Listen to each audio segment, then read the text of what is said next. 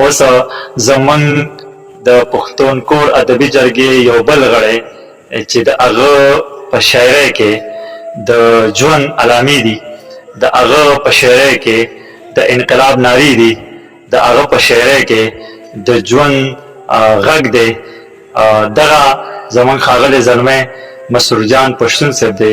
راځئ چې د هغوی نه خوندور کلام و. مسرور جان پښتون صاحب: زولی زولی دی خور کړمه، زیلی زیلی راقات شو، اندام اندام ارمان او خپله غېږه کې رمان شو. جانان جانان ایمانه ښه کمزوری دې ثابت کړم او تفسیر تفسیر اګاه چې مې د مینې په یاد شو. لمبه لمبه کتو دې ځان ته دود لکه پتنګ کړم او ډیوه ډیوه سوځېږه لکه څنګه چې مې رات شو. ډېره مننه.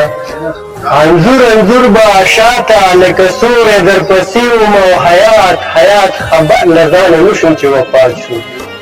ګړنګ ګړنګ ګزار یمه له هر یوه سالنګ او بامیان بامیان څرمنه کې مې ګود د سمنات شو.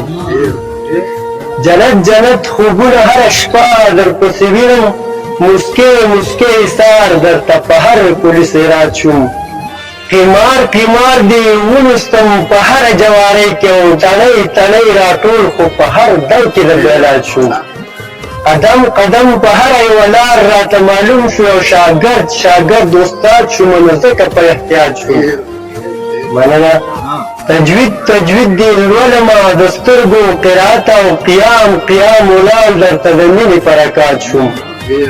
مننه.